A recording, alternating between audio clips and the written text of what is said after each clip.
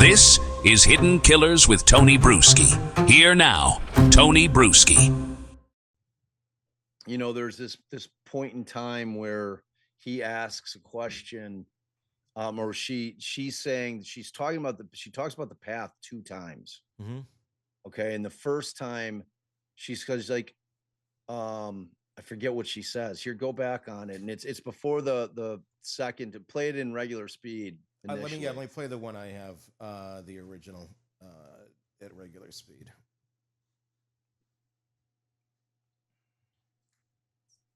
It is right here. All right, let's take a look.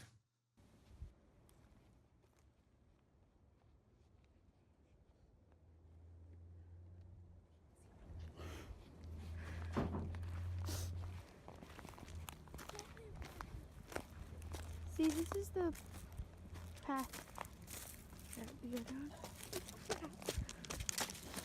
See, I'm not hearing the rocks crunching on yours either. I am. Oh, you are? Yeah.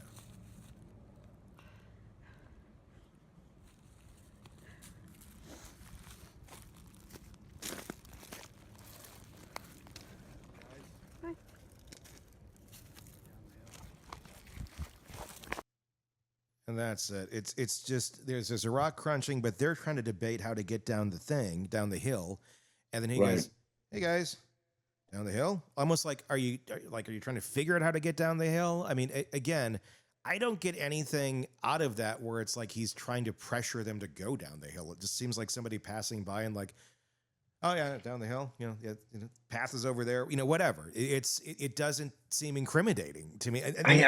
And that's the thing where I'm talking about, like in that one portion where she starts talking about the path first, that's where Tony Liggett at trial testified that he claims that he hears that be a gun. It's not. That's not in there. I know. I listen. Oh, there's nothing in there that says that. Right. And what I've heard is when she'll say something about the path and there's a pause. And then the question is that Abby who says something, or is that Libby finishing what she's saying? Yeah. And then she talks about the path again. So I don't know. I watch this and I see nothing. I don't even know why there's this everybody's stuck on this being the murderer. Like, I don't know. Like, it's the only piece that they have from the last moments that the girls were alive, but it doesn't mean that the guy in that video is the killer. That seems like a very far reach that was made very early on that was simply just accepted and nobody really questioned it a whole lot. And I get kind of why the way it was presented to the public as this guy is telling them to go down the hill. He's not. They're talking about how to get down the hill before the guy even gets close enough for them to hear him. They're the ones that want to go down the hill. So you're saying guys is just like, hey guys, because they say hi. Yeah. It seems like says, just a pleasant, you're just passing somebody on the woods and you see 2 girls that look kind of confused and they're trying to figure out where to get to their trail, which appears to be exactly what's happening. And if you know the trails and you walk around there, and they're, hey guys, they're like looking down, down the hill. I mean, it certainly doesn't sound nefarious. No, it doesn't. People are like, oh, they sound terrified. I'm like, I'm not hearing that. They don't. They sound like, hey, oh, the path isn't over here. That I would not, if I knew nothing about this case and somebody showed me that video, I'd be like, and? What am I watching here? 2 girls hiking and a guy? I mean, creepy looking bridge. But and that's what I'm seeing. Like when it gets out there that law enforcement is saying that they hear her saying that be a gun, like that begins to be the thing that you think you hear. And it's like, and that's how the brain works. It's like that, right? Exactly. It's like that Yanny Laurel thing. Yeah. Remember that thing like 5 years ago? Yeah. Like Allison hears Yanny, and I'm like, what? Mm-hmm. Like I don't hear anything even remotely close. It's clearly Laurel. Yeah. But it's just like, I don't know, man. It's how our brains work. It's out. Yeah. Now that it's out, there's going to be people that know a hell of a lot more about, Audiophiles are Yeah. going to be working to clean that up as much as humanly possible, doing the work Yeah. that should have been done on this I know. audio by law enforcement over And the past 7 years. I'm going to play with it too. I haven't had a chance to do it yet, but we're going to put it into Audition and really try and massage this thing down. I just don't see where this, other than let's tell the public this. They edited the damn video. They moved the audio to a different place of where it is, and in the original, in the 6-second clip, to put down the hill at a very ominous place in the video where it just isn't. That to me is like, why are you doing that? If you're going to release just the little clip of the guy, then just release a little clip of the guy. If you want the part where you hear him saying something, then release the whole damn thing. But then you'd also have to contextually take out the two girls not sounding remotely worried or scared, and them actually being the first ones who are trying to figure out how to get down the hill before the guy even says anything. It's just, they worked it. They completely flipped this video around, presented it in a different way. The public went going, oh gosh, this is horrible. And it's not at all. It's like just editing a promo to make something sound like spookier or you're more intrigued by it. You can edit anything to make things sound worse than they actually are. And that's exactly what appears to have happened in this video. 100%. I am and baffled. It's like, why aren't they, like, why did they elect to only put out that 3-second clip of just him instead of the whole video? Well, and you're trying, especially in a case that took years to finally go after anybody and get charges. Wouldn't you be putting out anything you could in its entirety for anybody to take a look at and go, what can we make sense of? But if they put it out just in that little way, that creates a different narrative. And it makes this guy look a hell of a lot more ominous than he actually is. And again, the guy looks like Ron Logan. If you compare the gait and everything to him, he doesn't appear to be Richard Allen at all, as from what you can tell.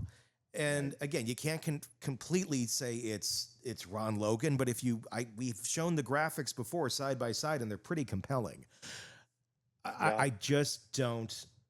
I don't know. It doesn't make any sense to me, other than, again, another piece in this case that looks like it's been manipulated for another reason, and I don't know what that reason is, other than it's just another mystery in this case that's full of them.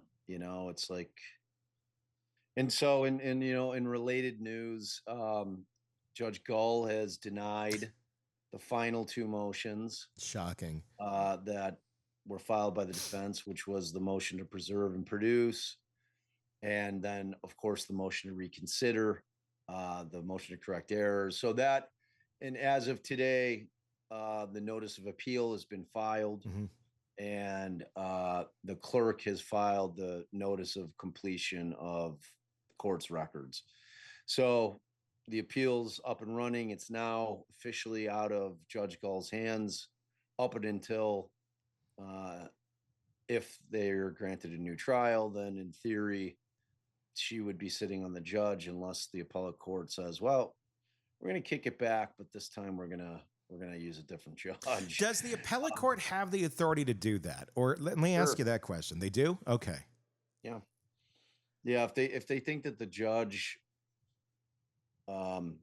just made some critical errors, I mean, the appellate court could seek to have it tried in front of another judge. It wouldn't necessarily automatically go back to Gull, and she wouldn't have the opportunity to recuse herself. It would just simply be, we're getting a different judge. It's not your choice anymore.